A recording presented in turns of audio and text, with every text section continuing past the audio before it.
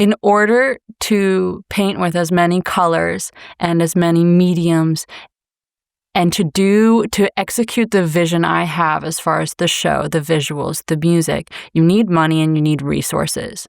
And if you want to win, not everyone's path is different, but my path is very pragmatic. My path has a lot of, it's a war room. I want to conquer every city in the United States, and I want to conquer every city in the entire world. And the only way I'm going to do that is if I run a really tight ship and suffer no fools.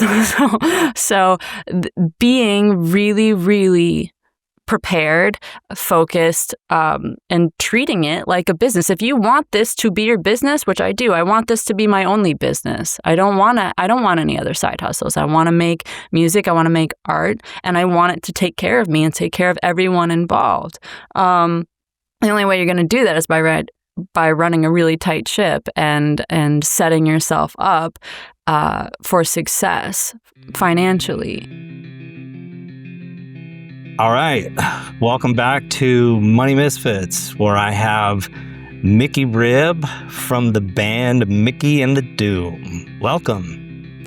What's up, Stephen? Thank you for having me. Absolutely. Absolutely. I'm obviously going to get into your background a little bit more, but just to start things off, to kind of break the ice, I figured I'd share a story with you. So hit me with it. Well, for starters, when I came up with this idea, and I've obviously sent you this message a few times, but when I came up with the idea for Money Misfits, I really wanted to marry personal finance with really interesting stories and really interesting people. And so you are I didn't know who you were before I started this, but as I started looking for potential guests, I came across your Instagram profile, and you are literally the ideal guest that I had in mind for this show. So I'm really excited that you're here. I'm super pumped up, and I'm just going to tell you a quick story to get us going. So when I started this, I asked my daughter, she's 21, she goes to school in Chicago, and I was like, yeah, I think I'm going to start this podcast. And I'm like, do you have any advice? her advice was, dude, just don't fucking say anything inappropriate or problematic. And I was like, okay, so basically you're saying that I shouldn't do this, right? She gave sound advice. Exactly. So on that note, I figured we would kick things off by started talking about my cunt. And not my cunt. Your song, my cunt. So anyway, I figured that would be a good way to start. My country, 'tis of thee? No, your song, my cunt. I don't have a song called My Cunt. I have a song called My Country. Oh, fuck me. I have a song called I have a song called My Country 'Tis of Thee that I did with stand-up, and it was an ode to reproductive rights. So, I mean, it's still on the internet somewhere. Maybe that was what I was talking about, but for some reason I thought it was My Cunt. Well, it's My Country 'Tis of Thee. It's actually I wrote that song on a ukulele when I was doing stand-up comedy, or that's the song that got me into stand-up comedy. Yeah. And it crushed. I got into a bunch of festivals and stuff like that in 2020, and then they all got canceled, and then I pivoted. But yeah, I really want to make a punk version of it because it's very fitting for the times. It's definitely not part of Mikky and the Doom. I'm assuming it's not part of Mikky and the Doom, but I wanted to start there because I thought it was kind of funny. Holy fuck, man! It's so classic. End scene. Start again. Exactly. I'm just gonna keep it going. So let's start with Mikky and the Doom. How would you describe the genre of music? How did the idea come about? How did it start? It's obviously there's a lot between, where you started in comedy and voice acting and then now Mikky and the Doom. But I do want to start with Mikky and the Doom and then maybe go backwards and fill in some of the gaps. So let's start with like what you're currently doing. Currently, Making the Doom is a musical cult with a vast web of really wonderful creative collaborators, and I am the cult leader, and and these creatives web from the studio on stage. All right, so Making the Doom is a creative cult that Mikky and the Doom is a creative cult with a wide web of very crazy and cool collaborators in the studio, on stage, behind the camera. It's very much more than just a band. There is such a wild web of creatives from so many mediums getting involved that it really does feel like a cult. And what started as a traditional band that I made a Craigslist ad for a couple years ago, I guess 2.5 years ago now, 3 years maybe. What started as a Craigslist ad, just trying to find a band or a project to join or start, has really evolved into something so much bigger and crazier than I could have ever imagined. This band already this cult already in a very short time has had some really wonderful chapters, and those chapters and the chaos and any sort of heartbreak and the story of this project has really been such a learning experience and character building experience for me, in a sense of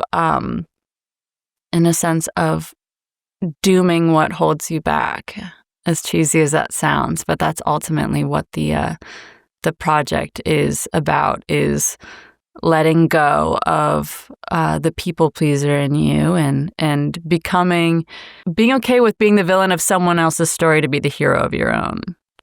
That's huge.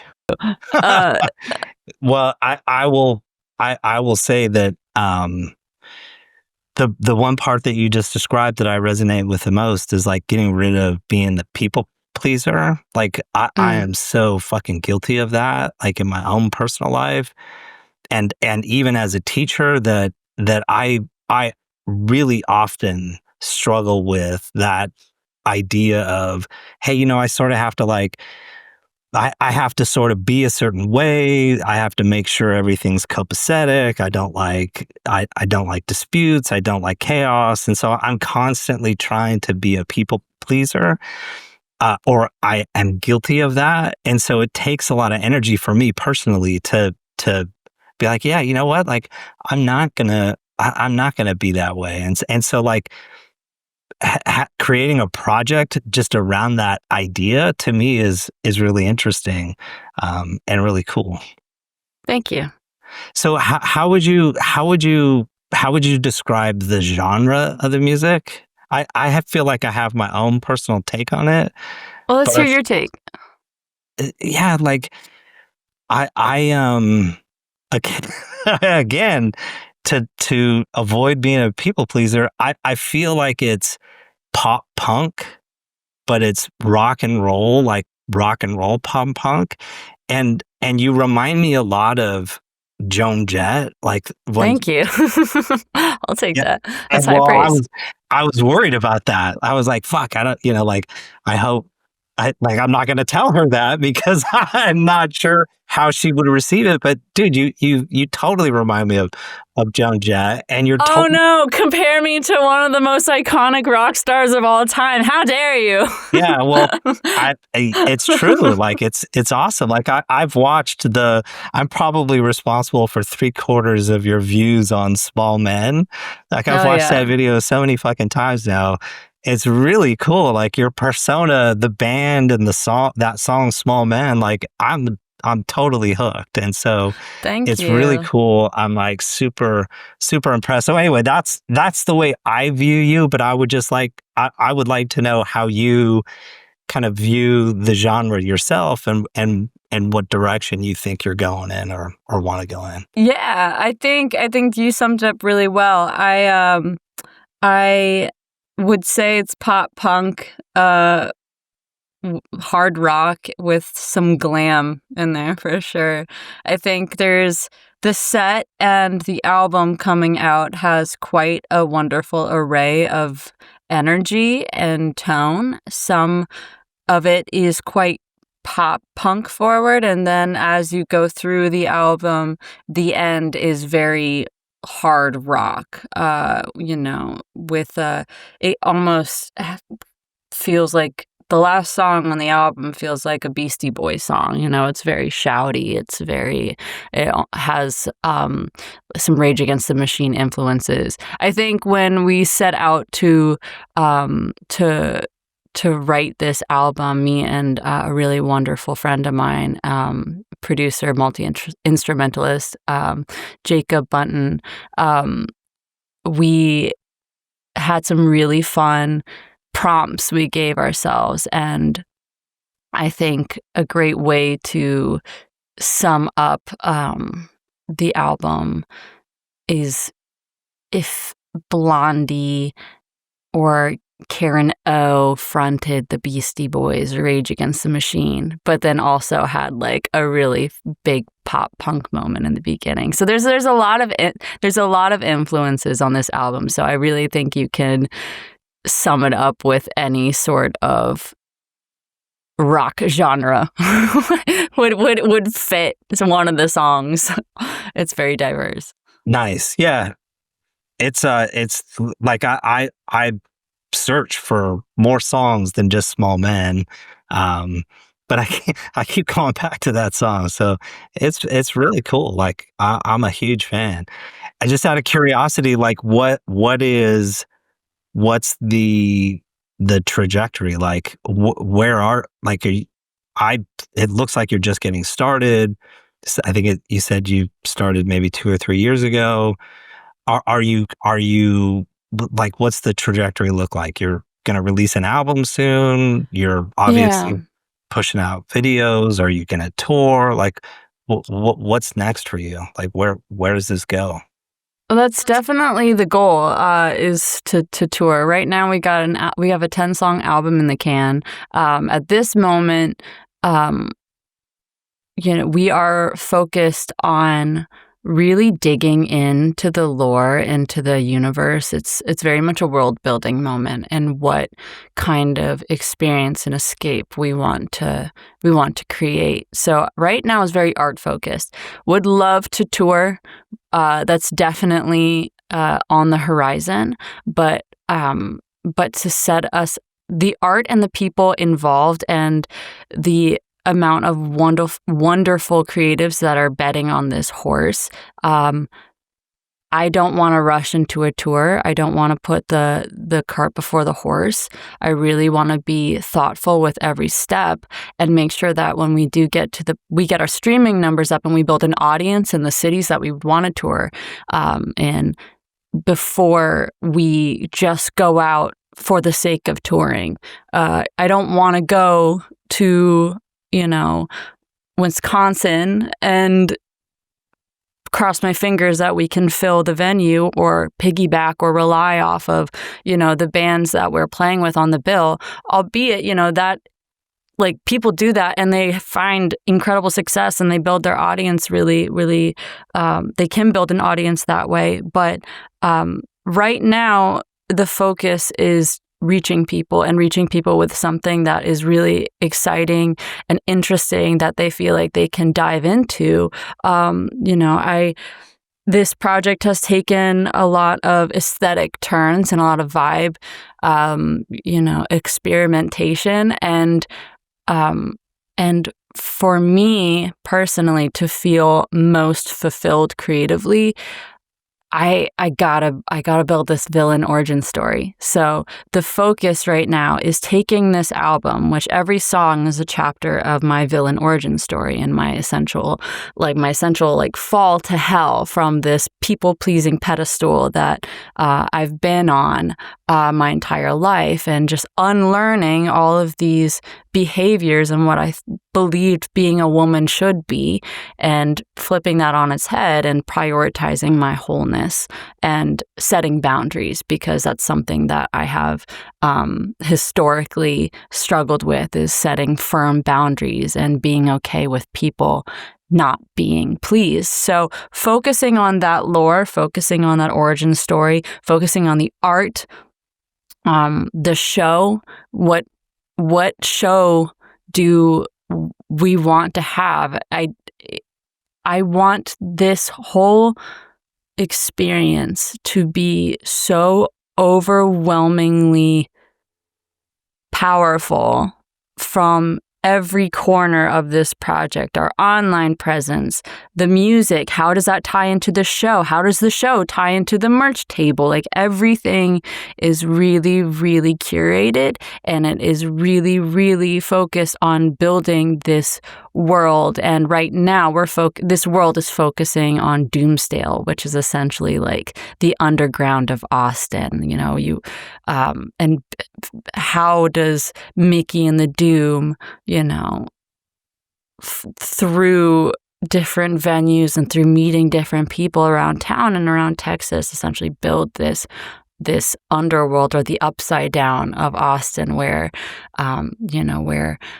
where the quirky, weird, creative businesses have essentially, people and cultures and communities still exist, while being challenged by this overwhelming gentrification and this corporate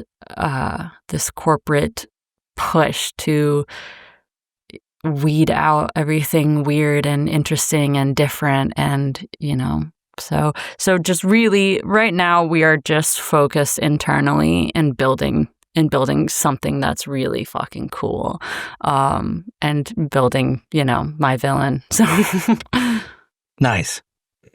Well, I feel like I could totally relate to that in my own way. So I'm to a much lesser extent, I'm sort of doing that in the personal finance space. Like, I feel like there's so much out there that is either super boring or like really wrong. And so I feel like, man, there's really nobody, like, if you think of you personally and then your audience, there's really nobody talking to you or your audience directly about personal finance in a way that you can totally relate to. And so that I feel like I'm trying to be the underworld of personal finance, and I'm trying to weed out all of the noise and the boring stories and the middle-aged white guys. I'm trying to just make it more accessible to like the punk rock community. And so I resonate with your story and what you're trying to do. And I feel like there's a lot of parallels between you and I, even though we're totally different and we're doing totally things. Well, the album we have this 10-song album. We're going to be doing, we're releasing another song this year, but we're really trying to build up momentum and listenership from these songs. So taking each of these really cool singles and putting a lot of energy, time, and resources into having people listen and enjoy them versus just sprinting through an album. So this will probably, H2O will be the last song that we release this year, and then we're just going to be hitting Small Men and H2O. Maybe we'll throw another one in there, but we're really trying to build up a platform and resources to release the whole album, whether, that be upstreaming, right now the label I'm working with, the goal is to essentially, now that they know my vision, and how theatrical and how visual the storytelling is, making sure that we all have the resources and the network to really do it right and do it big. So right now we're using these songs to build that audience. But I think it's really cool what you're doing. I think it's important for people and artists to know, to focus on the business side as much as the art, because of business, if you do that right, you can make some really cool art. So, I agree. Sorry for the echo. But I agree. Like, so a lot of managing your money and thinking about the business side of the art and what you're doing, it's not about, I mean, a lot of it can be about becoming rich, but a lot of it really is creating, like, so getting rid of this persona of being a people pleaser.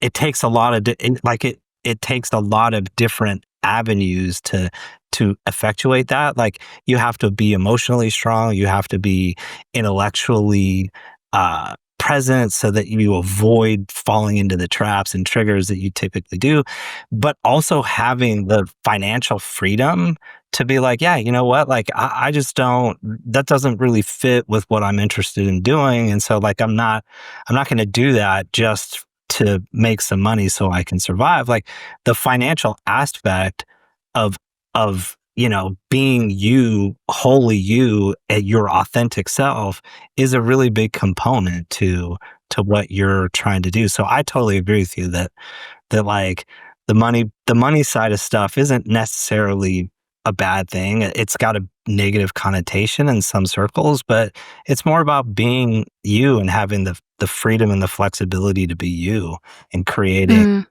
the base so that you can choose what it is you want to pursue, and be you. exactly. And so I feel like we've now, like, totally skipped over a lot of the things that I wanted to start with, but I'm totally okay with that. Like, I feel like I want to jump to what I had in mind sort of at the end of this discussion. Um, I feel like one of the things that I find very um, I, I admire about you is that you appear to be like the CEO of your brand, right? So there's I've listened to your previous podcast where I think it was the morning show, the morning brew show. Morning brew, yeah, Yeah, Kayla. that was just it was such a really solid interview. Um, but listening to you speak in that podcast, it gave me the sense that there's a lot more to you than just like what you see in your videos and what you hear in your music. Like, you seem very intentional in the way that you're approaching your art, and it's not like punk rock where you're getting hammered every night, you're waking up totally hungover in the morning, and whatever happens. To me, it sounded like you're very intentional and um pragmatic in the way that you approach your art. And so I'm wondering, like, are you the CEO of your brand? Do you feel like you bring that bad bitch energy to a lot of the business side of what you're doing with this project, in addition to like what we see in the videos and hear in the music? 100%. This is I run this show, you know. I am the commander in chief of this project. And that energy is equal on stage, in the studio, and behind the desk. I come from a very competitive, I come from the sports world. I like to compete and I like to win, and I I'm a conqueror. I think I That's as so sick. so I in order to paint with as many colors and as many mediums, and to execute the vision I have as far as the show, the visuals, the music, you need money and you need resources. If you want to win, and not everyone's path is different, but my path is very pragmatic. My path has a lot of, it's a war room. I want to conquer every city in the United States, and I want to conquer every city in the entire world. And the only way I'm going to do that is if I run a really tight ship and suffer no fools. So being really, really prepared, focused, and treating it like a business. If you want this to be your business, which I do, I want this to be my only business. I don't want any other side hustles. I want to make music. I want to make art, and I want it to take care of me and take care of everyone involved. The only way you're going to do that is by running a really tight ship and setting yourself up for success financially. Also, I mean, being really, really thoughtful with the business allows me to be really wild on stage, be really wild on video. It creates an environment where I feel safe to be loose and to be fully myself. And I wouldn't feel safe if I didn't have those parameters in place to do so. So the tighter the ship, the wilder the ride, and in a good way, you know? Very, very cool. Do you, two questions on that. Do you ever feel like people aren't respecting you because of what they see on screen? Like, is there a conflict there at all? Like behind the scenes, do you feel like people maybe don't take you as seriously as they should? No.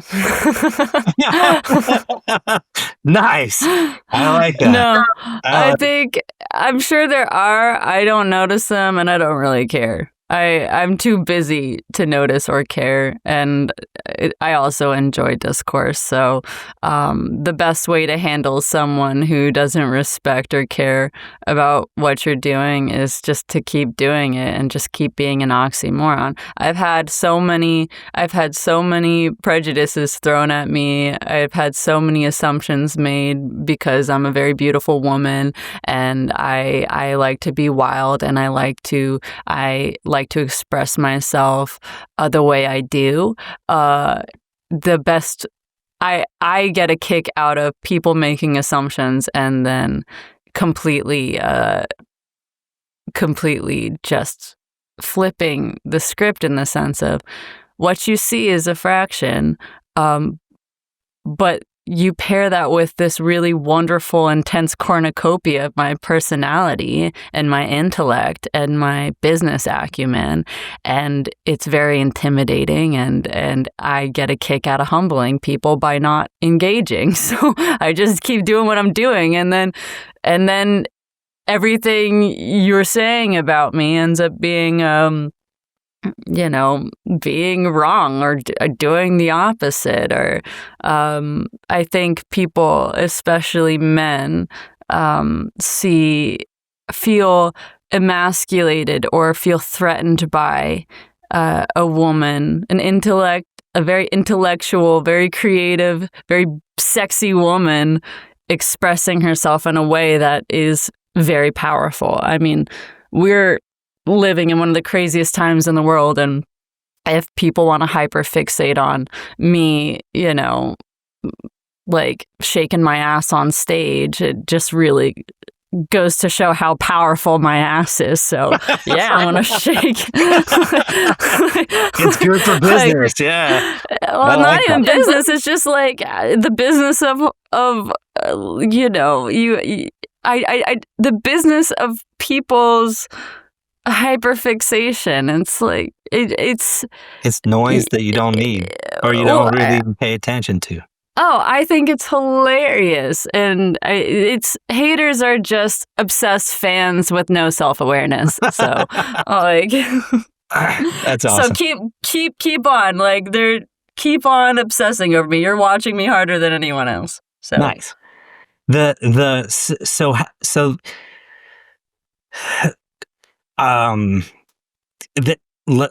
kind of use your entire, all the ways that you make money, right? And all the ways that you have made money. So whether it's the comedy stuff that you used to do, and the voice acting that you do, managing Mikky and the Doom, like, where did you learn all of, like, how, like, do you feel like you learned how to be the CEO, and you know how contracts work, and you know how to go look for talent managers, and you know how to assemble a team?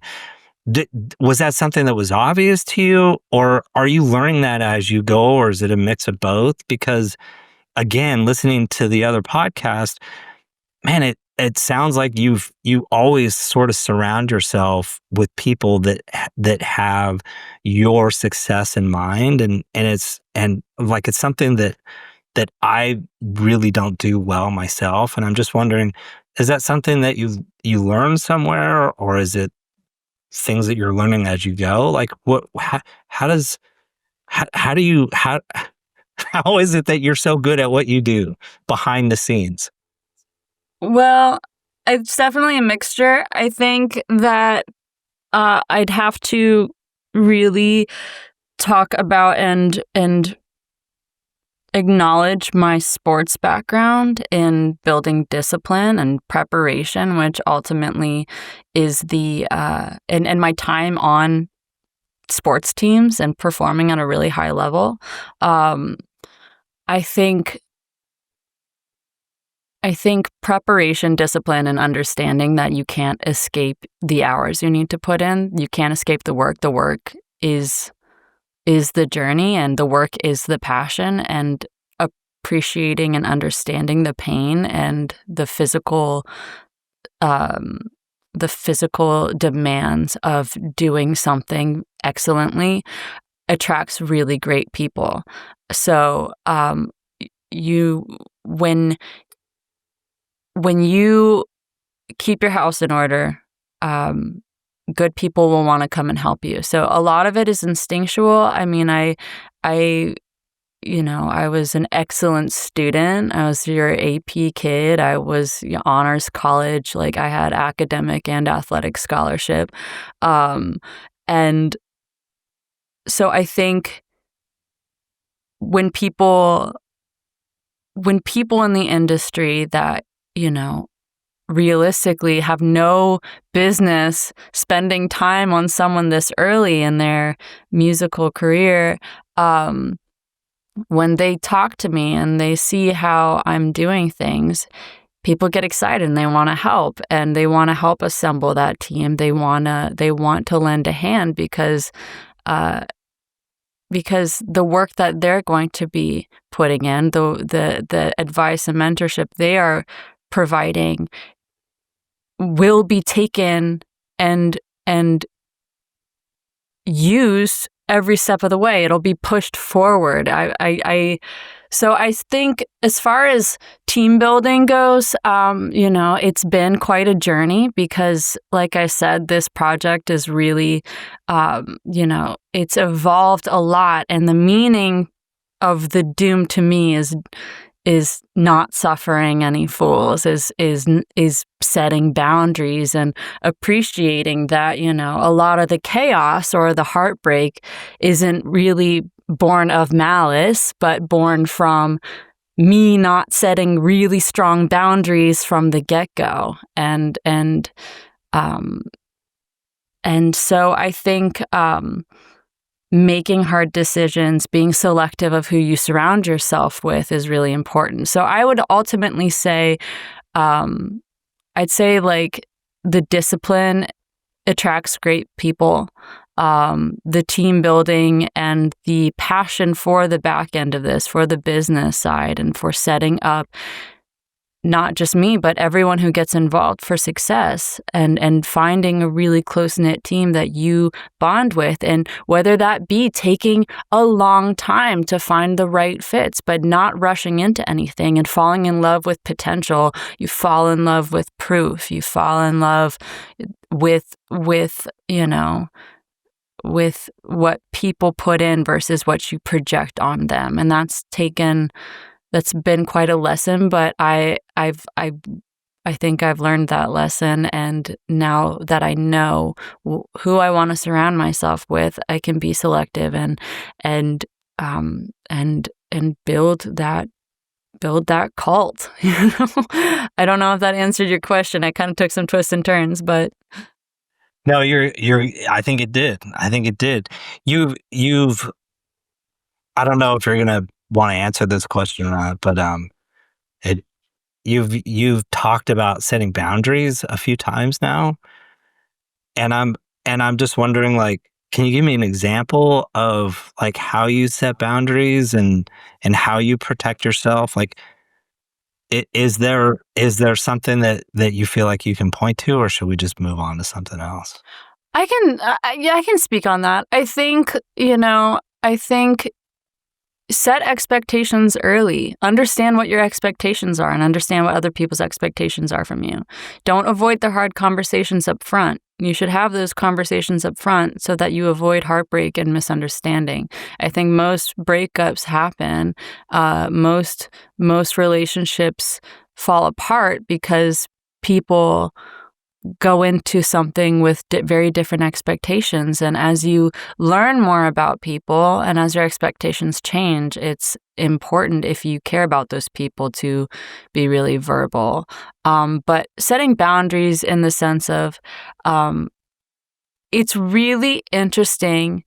And I like to pay very, very special attention to how people treat me when they think I don't know what's going on, or they think I don't know any better. How do people treat you as a lime?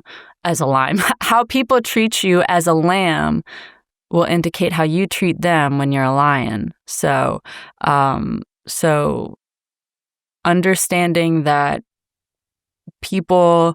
knowing that people want to harvest your energy, they want to harvest your resources, they want to harvest what you can offer, and understanding that you need to protect that harvest, that harvest is expensive, your energy is expensive, your resources are expensive, being really selective on how you go through with that. And if that means separating yourself from people that you don't like how they treat you when they think you don't know what's going on and you don't know any better, and making hard decisions that ultimately lead to, to being the villain in their story, and being okay with that. And just really understanding how important it is to communicate your expectations and your needs, versus, not communicating that and wanting to keep pleasing people and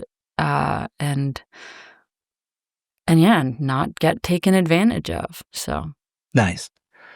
How I feel like I want to transition now to your 2008 story. But before we go there, do you feel like you're like, just on the topic of money and wealth, like, do you feel like you're super poor right now? Do you feel like you're pretty comfortable? Like, just are you comfortable sharing? Like, do you feel like you're eating top ramen, or are you okay? Like, how does your current financial situation look? I'm thriving. Nice, I'm nice. thriving, and I can invest in this project. We just hired a full-time content manager who is, and we're making a whole docu-series about all the cool, quirky places in Austin, and how, how music and how the project and the community really are interconnected. And I wouldn't be able to do that if I wasn't financially sound. Definitely was not sound for a long time, but through discipline, preparation, and just and really being thoughtful with the steps we take, definitely makes a difference. So yeah, I mean, like, luckily right now we got dual income, no kids. This wouldn't be possible without my partner, and being able to dedicate everything that I make directly to the project. So Mikky's eating well right now. So classic, right? It's my own fucking podcast. I'm like messing everything up. I love it. But I was gonna say that man, you're echoing the some of the things that I've been hearing from other artists who are doing really well at the moment. And it's so basic, right? So like this concept of discipline and staying focused, you know, when it comes to creating art, it sounds like that's something that's super important to you, but like creating wealth, and for anybody looking to create wealth or get to a place where they feel like they're financially thriving, as you articulate, like, it's mostly about discipline more so than, like, doing things that are, like, uncovering some golden secret or trying to find some way to get rich that nobody's really tapped into yet. It's more about just being disciplined. And so it's really interesting to listen to you talk about this idea of discipline and how it relates to your creative side of who you are, but also how it lays into the financial wellness that you're articulating at the moment. Like discipline's huge. Discipline's huge. I sort of felt like I sort of felt like Mhm. that just to kind of go back to where I wanted to take this part of the conversation was I listened to you tell Kayla about the financial difficulties your family encountered during the 2008 financial crisis. And just listening to you tell that story, and I'll have you tell it in a second, but listening to you tell that story and then choosing to go into a profession that historically is like unpredictable and you could be very good at what you do, but not necessarily make money. To me, that sounded like, man, there's a lot of courage in going in at least that's what I anticipate or I thought before this conversation was, man, I thought you had a lot of courage or you displayed a ton of courage by choosing a path that was a little bit riskier financially than most traditional paths. But it sounds like you actually, there's no issue there. So anyway, let's before we, and that's just an observation of mine.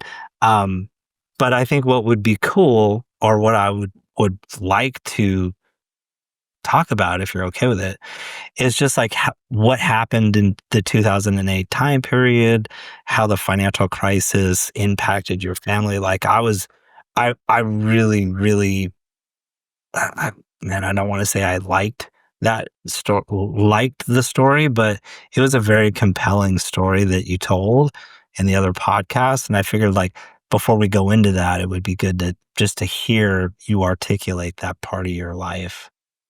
For sure. So, I grew up early on, like in elementary school. We were very well off, my family and I. My dad was thriving in the telecommunications space. He had really risen up the chain at Sprint, and retired from telecommunications and my parents invested a lot of money into flipping houses in Florida. So, we bought a big, beautiful house, business was booming, um, and bought a whole bunch of properties. And the housing crisis happened, and my parents made the decision to continue paying the mortgages on these homes until the money ran out. And the money ran out pretty quickly. And, our house foreclosed. Is Even though it was a very beautiful house and in the suburbs, and we had I went to a nice private school and all that. The house was falling apart. There was leaks everywhere. None of the appliances worked. It was infested with bugs, like Florida heat. So even though it was a very nice property, we were living month to month, paycheck to paycheck. You know, uh, Paycheck to paycheck. In After he had retired, trying to find ways to stay afloat and trying to get back into the job market and whatnot. So we were living really tight for a while in a house that was falling apart. And we, for years, just didn't know, okay, are we finally getting kicked out yet? Are we getting kicked out yet? Are we getting kicked out yet? And it caused a lot of strain between my parents, and it was just a really toxic environment with just a lot of chaos and a lot of arguing all the time. And my siblings handled the stress in their way that, I think they're still they're recovering from still, but, you know, kind of got in some trouble, with the law, got, some issues with substance abuse. And, there was a moment where, my siblings at different times, attempted to end their life. I myself threw myself into sports.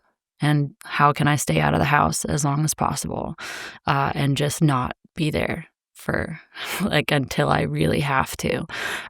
So I really just I I found a coach that was a former professional player, retired, that was just kind of giving lessons, to a select few, could not afford the lessons. I was like, all right, can we work something out where I can just hang out with you all day after school?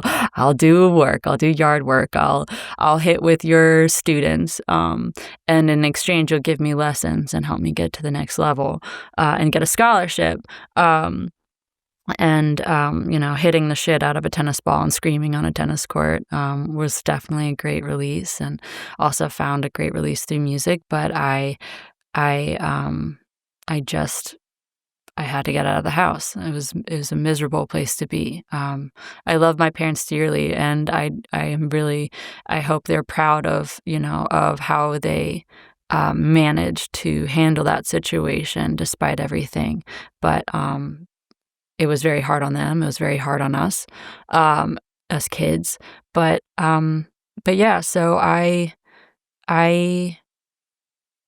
just kind of bottled up anything that was going wrong in my life, and told myself, okay, if I can be just a golden child, if I can be perfect, if my grades stellar, if I can just be your crowning jewel that you can gloat about to all your friends, and just despite the world burning around us, if I can be your star, then maybe it won't be as bad, and maybe I can kind of escape some of this chaos.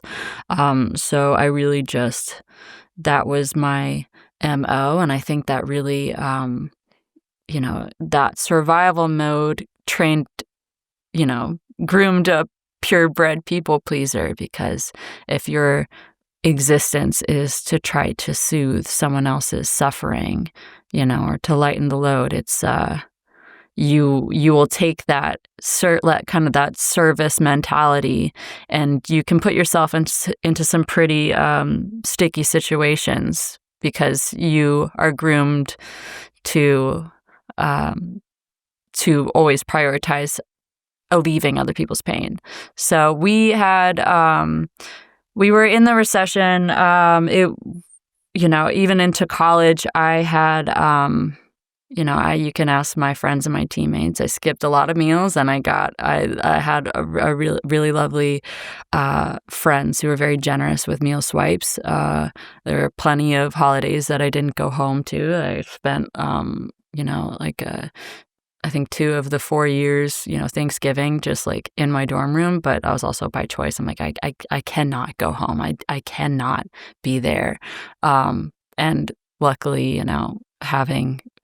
being fiscally insecure made that choice kind of easy. I'm like, I'll stay by myself in the dorm room and write some music, go to the music school and just play piano and write some songs and cry about it, and just avoid any sort of conflict I can.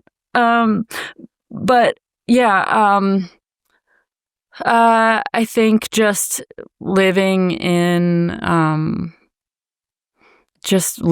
a dream state, just always I love to fantasize about the future, and can escape pretty easily in that regard, when I'm writing or daydreaming or playing tennis. But just throwing myself in and being so busy that you can't really notice how hard things are.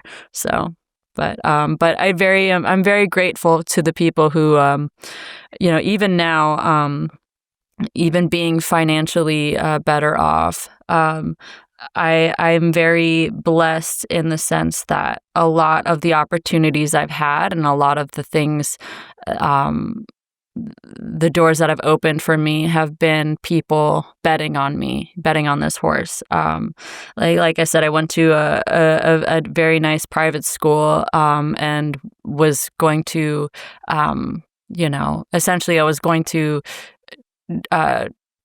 not drop out, but go to a public school of the great public school. It would have been fine, but but the school I went to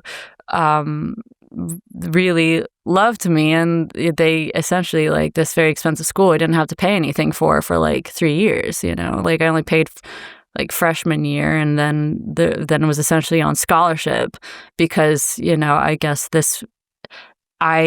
because of all of the extracurriculars, and essentially because I was, like I said, the perfect kid. I was like the perfect kid, super preppy, like singing opera, I was doing musicals, I was like a star athlete, like, I was the poster child for who they wanted to graduate, and I was the poster child for this coach that, like, this is,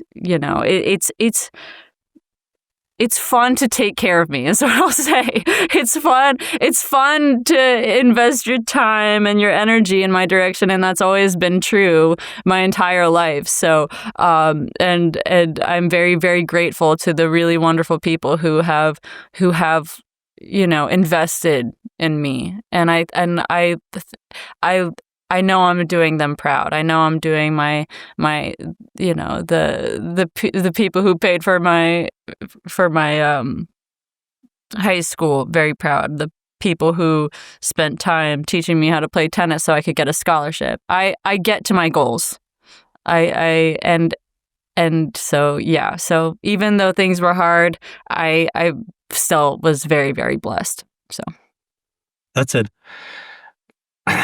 Even hearing the story a second time, it's very impactful, and I appreciate you sharing. I'm flattered that you shared that story. Um, I have a very I don't have a very like, my background isn't anywhere near similar to yours, but I faced my own demons and chose to deal with those demons early in my life, the way that your siblings did. I got into tons of legal trouble, and then obviously self-medicated with drugs and went down that path, and then sort of flipped the script, and then sort of started dealing with issues the way that you currently do, or you were, which is like just dive head in to projects and just kind of immerse yourself into setting really unachievable goals and just doing whatever it takes to kind of accomplish those goals. So a lot of what you are just articulated, it really resonates with me. And again, so I appreciate you sharing your story. And I was going to ask, like, are there any money scripts that you deal with now? So again, like, you work really hard on trying to avoid being a people pleaser because of your upbringing. But I'm just wondering, do you feel like you carry any financial trauma from that period? Like, are there do you look at money negatively? Do you hoard money because you're worried about, the rainy days? Like, is there anything that you carry forward from that experience?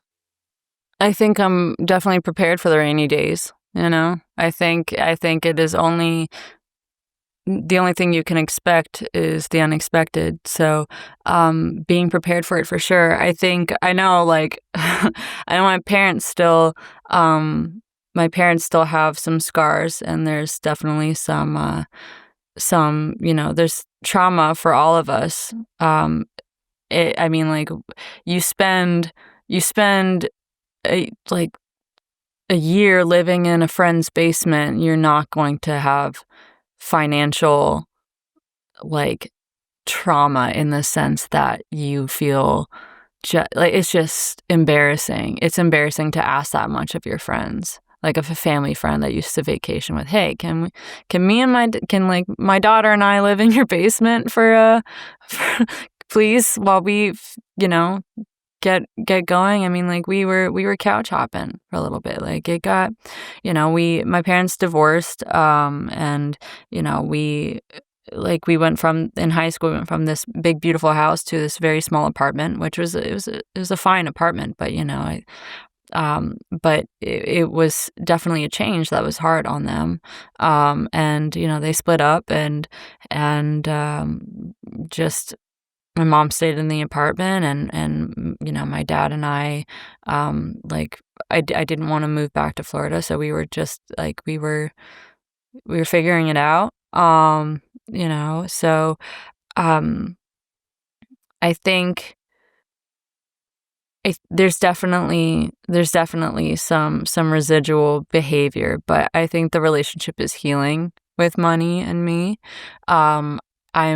Whereas at one point I was very insecure to invest in art, and you find ways to MacGyver stuff to make your vision come to life, and I think that's a lot of creativity comes from that. But being able to take that mentality of how can I execute a story, how can I execute a vision with as little as possible, and find really creative ways to circumvent a lack of budget. Taking that mentality now with some budget, you can make some really cool stuff, like the music videos we're working on. Like, for example, the Small Men music video, that was just me and my camera. I did everything. Like, that was self-shot, self-edited on CapCut. And being able to take that proof of concept of how weird and creative I can be and show people who are far more skilled behind a camera and editing, they're like, I want to work with you. Let's make something fucking cool. And that's what's happening right now. We're making something really, really cool. So, albeit there have been negatives and there are some scars, I think the main thing is I will never be poor again. I will make sure I'm never poor again. I will do whatever it takes to never be poor again, because being poor really fucking sucks. I totally agree. So, and my husband and I, when we first met,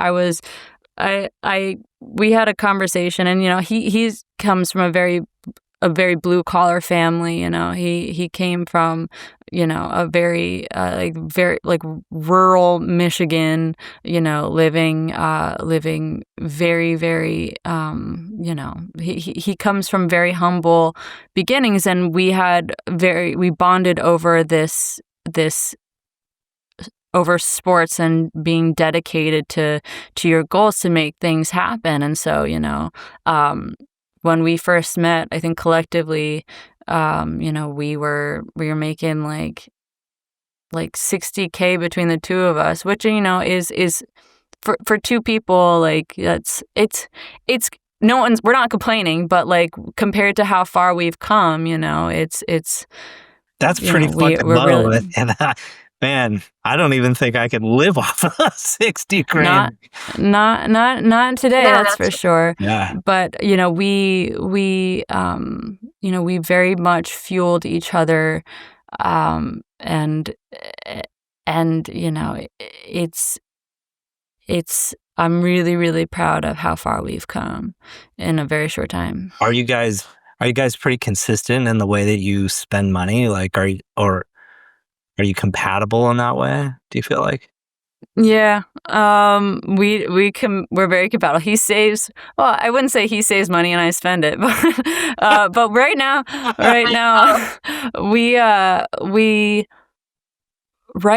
we are investing in our passions very, very passionately. Nice. I think right now we are realizing the power of not pushing so hard.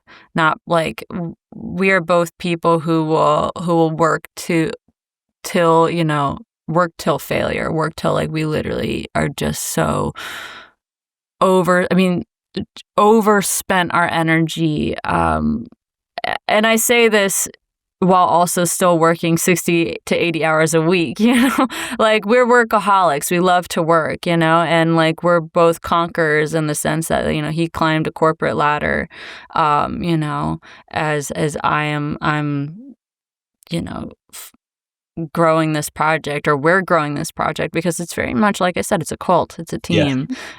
It's not just me, it's a web of really wonderful people who you know, who are who are giving a lot of love and time and resources. So, but as far as us, we both have a very the way we operate in business and in life and through our ventures is preparation is everything. The Nice. key to our financial success has been making like taking the extra step to make sure that your I's are dotted, your T's are crossed. Making one pagers for business. You know, I mean, like he climbed very rapidly at the company he's at. He started as a data analyst, and now he's on the executive team, and everyone is like 20 years older than him, you know. And that same thing with me with animation. You know, I started as a coordinator, and then I just really took special care to be very organized and very, very detail oriented, to the point that I was running the whole voiceover department, you Yeah. know? So, and all my peers are 20 to 30 years older than me. And just being able to take that athlete's mentality and, like, I will outlast you Yeah. every day of the week. Yeah. We both have wicked stamina, and Nice. we've been able to build our wealth from just outlasting and outperforming everyone. So just like in sports, right? In order, so you go into a match, I don't know shit about tennis, but I'm assuming you would go into a match with some game plan, right? So like every opponent is somewhat different and they have different strengths and weaknesses. So I would imagine that you would go into a match with some type of game plan, but then preparing for the match, it requires a bunch of discipline. And then you actually, within the match, you have to perform and you have to, you have to effectuate your plan. And so I'm just wondering, when it comes to your financial wealth, do you guys approach your financial wealth the same way, and I think I heard some of it, where you sort of sit down and create a budget? So, and it sounded like you do that for your project, but do you do that for your personal finances? Like, do you pay attention to what you're spending money on? Oh, Do you yeah. budget your money? Do you, are you a nerd in any way? Oh, 100%. You know, I mean, and especially it's great being paired with, you know, being partnered with a stats guy. My partner, you know, has a degree in statistics. So, like, we got P&Ls, profit, you know, like we are really thoughtful, and we treat everything, eh, our passions included, like we are high performance athletes. What I'm doing on stage, what I'm doing with this project, I'm a high performance athlete. I'm asking a lot of my body. I'm asking a lot of my team. I'm asking a lot of myself. Preparation is everything. How are you know, taking care of your body, taking care of making sure that the people, you know, I'm on stage with have everything that they could possibly need.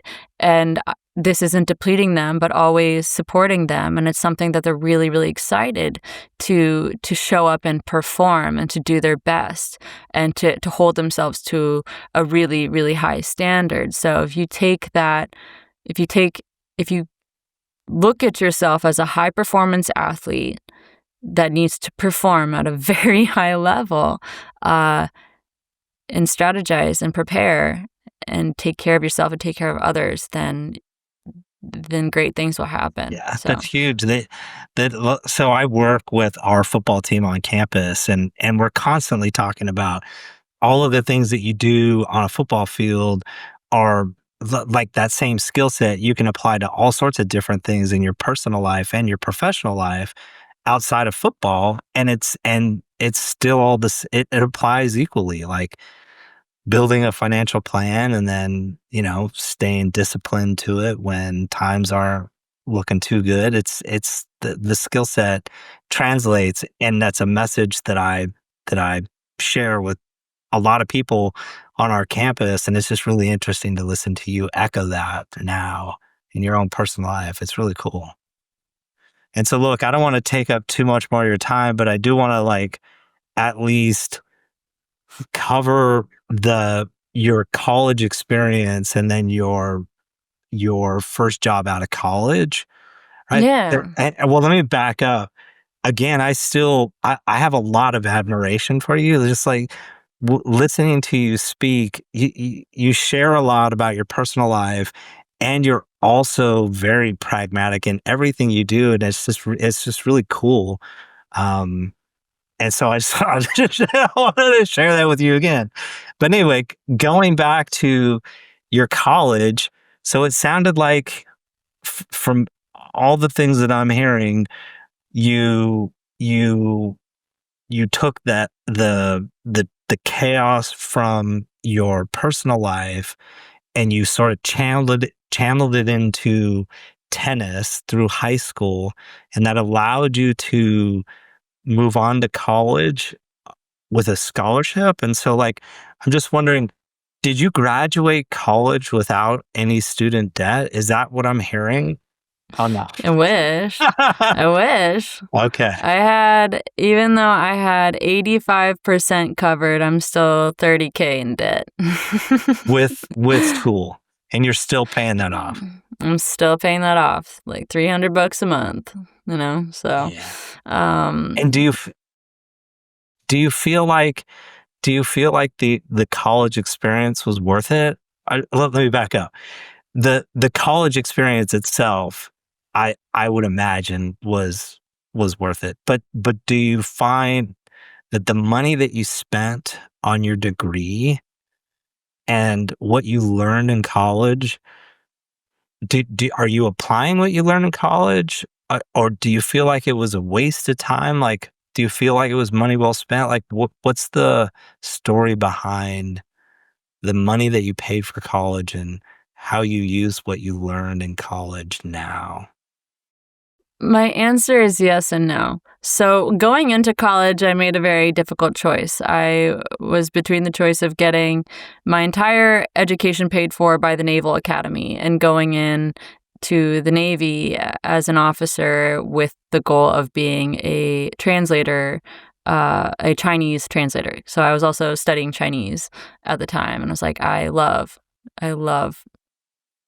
learning Chinese. So what if I just became a translator and, worked up the ranks and put the music to bed? Or I could go to a school where I can get 85% covered, great, and just like actually give this whole thing a go. I chose arts, and I'm really glad I did.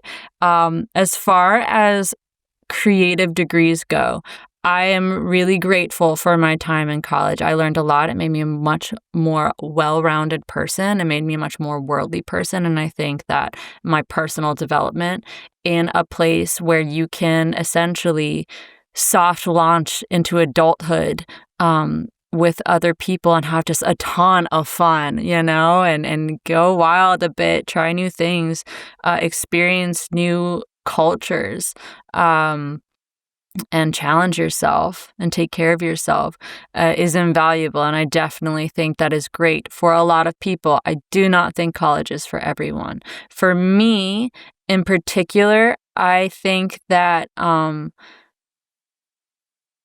learned a lot, but if you realistically creative degrees, creative careers are trades. They're trades. And you can find a lot. Part of me is like, had I had my boots on the ground sooner, I'd probably be along a bit farther. Or, who knows? I don't regret anything, but there is something to be said about this is a trade. Working in a recording studio is a trade. Yeah. Being a musician is a trade. Yeah. So there are things, I took what was useful and I let go of what wasn't. But there was a lot of time, and again, I regret nothing, but I studied classical music and jazz, which I definitely learned how to sing, but, and I learned a lot about music and music education and theory, and all of that is really, really great. That being said, I was taught to perform in a way that was really technique focused and heavy because I was gonna sing opera. So, and in my mind, the I'm like, let me learn all these techniques so that I can take these tools and make and perform, how I let me take them, let me learn the rules so I can break them, which was definitely, again, no regrets. But I think you can learn a lot in business on the music side. You can learn a lot, for your trade and for your craft by just getting in there and get your boots on the ground and start working. That being said, because it is a trade and because these trades move really, really fast and the technology around music and the practices around the industry changed so rapidly that by the time I graduated, as far as learning like the business side and even the technology, and like it's kind of already outdated. So and that can be really disenfranchising when you are $30,000 in debt and you don't have really many practical experiences that are going to translate into a job in the industry that you studied so hard for. So my first job out of college, I've always been teaching tennis and being able to, which pays very well, for the level I was able to reach and for the clientele I had and gave lessons to. So I was teaching tennis, and then I was also working part-time in a recording studio. And I go to the studio, I'm like, I am not qualified to be an engineer here. Like, fuck. All these engineers didn't go to school. They got in the studio and they learned from, they essentially had an apprenticeship. I'm like, fuck. I wish I had done that, again, no regrets. I wouldn't change anything, but in this day and age and in this economy, it's really important for students to think very hard about their path and what they want to do and the pros and cons of going to college versus starting as an intern somewhere. If you want to work in a recording studio, you start as an intern, and then, a lot of studios will have much cheaper programs for them to give you private lessons and to take you through one-on-one how to run a session, and you get to shadow sessions. And that's something I did not get from my college experience. So I was unprepared for the job market in this industry. And that burnt me out of working at a studio because I'm like, okay, cool. I just spent all this money on a degree and now I gotta spend more money to learn how to do the job I actually want. And I didn't want to do that. So it burnt me out. And I also just, it takes a lot of time and energy as an independent contractor, which is even in animation and whatnot, you're not getting a salaried job. That's very rare. You are a independent contractor and you have to build your book of business. So, and that takes a lot of time, that takes a lot of energy, and it takes a lot of financial ups and downs to do that and to build. So, and I don't think that is something that, a lot of students understand going into the creative field, is like you are boots on the ground, and it is very, very hard and very, very rare to just drop into a creative job that is going to take care of all your bills. So I was teaching tennis for a long time. I teach tennis for years. I waited tables. I was a shit server. terrible I would at be that. the worst.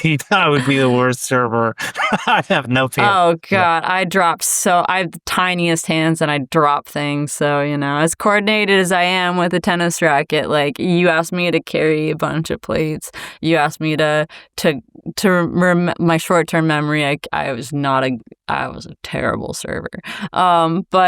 But yeah, so mainly taught tennis, and then now, and then I worked when I moved to LA. I worked for a high-profile comedy talent manager, especially when I was focused on comedy, and that was really great. Produced his podcast, The Industry Standard with Barry Katz.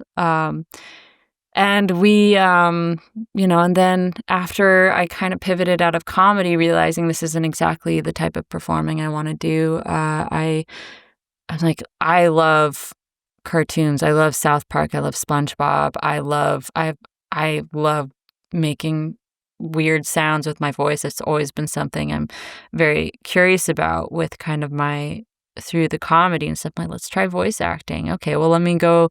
Found this production coordinating job at this animation studio, and just worked my way up, and just, like I said, if you treat yourself as a high performance athlete in every single step of everything you do, you will outperform people and you will outlast people in an industry that has very high turnover. The creative industries take advantage of your passions, in the sense that, we are, and not necessarily always in a malicious way, but you have a vision and you will do a lot for an opportunity to work on something you're really passionate about. So that can lead to some unfavorable circumstances. And that can result in a lot of turnover and a lot of fatigue and a lot of exhaustion and burnout. So in every creative industry that I've been in the entertainment business, there's always been very high turnover. People realize, like, shit, I can't hang. Like, this is too difficult on my mental health to survive this, because it can get really brutal. So I'm like, all right, well, if I will just hang out, and I will swallow my panic attacks, and I will put on a big smile, and I will just keep on keeping on, and just wait for other people to have panic attacks, and then I'll just take their job when I'm the only one left. So yeah, I guess Mikky will do it, Marika will do it. So so I started as coordinator. Then we had an editor quit, and the thing about contract work is, if you're hired to work on a show, you are the one hired to work on the show. There's no one else there to do this editing. You are the editor. So if you can't do it, then you lose the gig. Like, there's no one to fill, like, you have to hire someone else. So I'm like, I can edit this. Like, I'll do it. Like, so emergency situations just kept popping up, and I'm like, fuck it, I'll give it a go. And I just held myself to really high quality standards, and I know what a cartoon should sound like, and I trust my storytelling ability. So yeah, I will edit this show. I will edit the audio. I will do the dialogue editing. Wow, Marika, you're really great at this. You should do more editing. Great. Okay, here's more responsibility. Oh no, our director can't do it now. Like, we have an actor booked, like, with a $200 minimum guarantee that, like, even if the session's canceled, they still get $200. So, like, we only have the budget to do this once. We don't have the budget to not do this right now. So yeah, I'll direct. Why not? Like, let's give it a go. Wow, Marika, we're really, really happy with how this sounds. Okay, so now you're directing and editing this show. You know what? You could cast too. Why not? Like, so, and then worked my way up just by sheer endurance and incredibly high quality standards, and quadruple checking everything before it reaches the hand of the client. And building a really wicked book of business. I feel like I need to stop you there, because so much of what you're saying about contract work is exactly the things that I tell students time and time again, right? So you have to be a yes man, right? You have to take on responsibility, and you have to be willing to, like, do things that are outside of your comfort zone. But then this idea of, like, high quality and doing something that is right rather than just complete is so fucking important. It's crazy that you're learning these things in your environment. It sounds like you could be talking about consulting, valuing an intellectual property like a patent, because a lot of what you're articulating, it's obviously a different skill set, but the foundational elements of how you approach your craft is exactly the same. Like everything that you're articulating is exactly the same things that you need to do to be successful in consulting, or like you say, in a sports field. So it's powerful listening to you speak. And Thank you. I'm really impressed with how you're learning this stuff like on the fly on your own. Like being a contract worker, it sounds like you didn't really have a mentor in that space. And so you sort of had to like figure it out on your own. And being a self-starter is again another one of those, attributes that lead to success in anything that you do. It's really impressive. Thank you. I've had some really wonderful mentors. I will say that. I've had people who bet on this horse. They see I take special care that everything I do, if you present a door, I will walk through it. Like if I'm given an opportunity and it's something I'm passionate about, I will make sure that it is the best I could possibly do it, and it is better than anything you have. It'll be special, it'll be unique, and it'll be better than anything you've experienced. So like with these clients, like when I'm editing, I'm like, okay, well, how can I make sure that my product, what the deliverables I'm giving you, are delivered in the easiest way possible, where you don't have to lift a finger. It's like, wow, she really went above and beyond. Like it is a perfectionist mentality. You do it again, you do it again, you do it right. Like it is I'm a winner. Like I will win. I'm a conqueror. I will win. Like and so so I think having like taking that, making sure that again my quality standards are so high, and blowing the socks off of an international animation studio who has entrusted us with your story, and I'm like, I'm going to make every detail of this so magical. That like getting into voice acting, it's like the scratch tracks. You have a scratch track is essentially it's just typically a producer just saying the lines, not with much energy, but it's just to mark where the animators can start drawing and animating to. I'm like, okay, well, you know what? I'm going to make this I'm going to do all 12 of these voices. I'm going to do 12 different voices. I'm going to do all of these, like, it's just me. I'm going to do all of these characters, and I'm going to make it sound fucking beautiful. So beautiful to the point where they can't have this any other way now, because now the animators are inspired by the way I delivered the scratch track. So they're not just like trying to like, oh, I really like that she did this here, so I'm going to add this little detail. If you can present yourself as powerfully as possible, inspires people to, in a way where, like, you're prepared to do a good job. You've prepared them now to do a good job because you put the time and the dedication into the details and the preparation.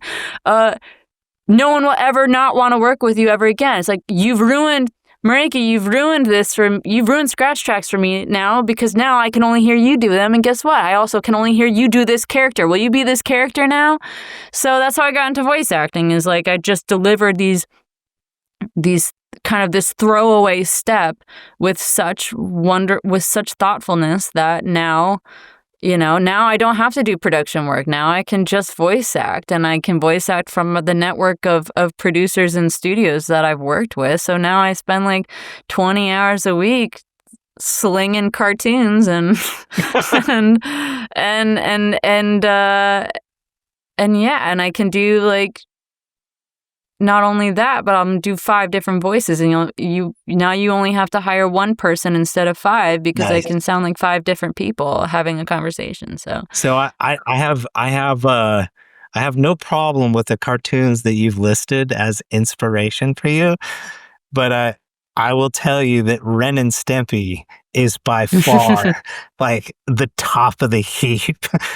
And Right it on. pains me that you don't mention Ren and Stimpy when you talk about cartoons that inspired you. So, That's a how, good one. how are you familiar with Ren and Stimpy?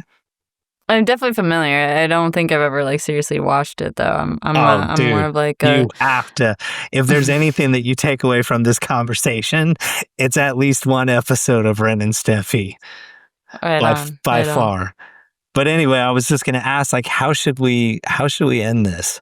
How would you like to end it? I feel like there is so much that you shared and so many like golden nuggets through your story that apply to financial wellness, apply to like being a good soldier straight out of college, even apply to being a good soldier in college.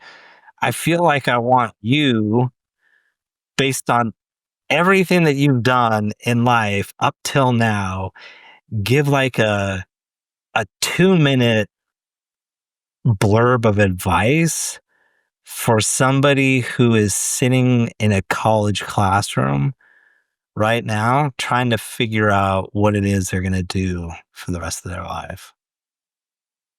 You have the time to do everything all the time. Let me start that over. You have the ability to pivot.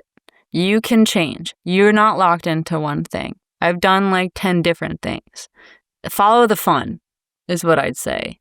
Follow the fun. Your body, your instincts, you know what you want to do. You're naturally drawn to it. You naturally think about it. Do that. Just start working at it.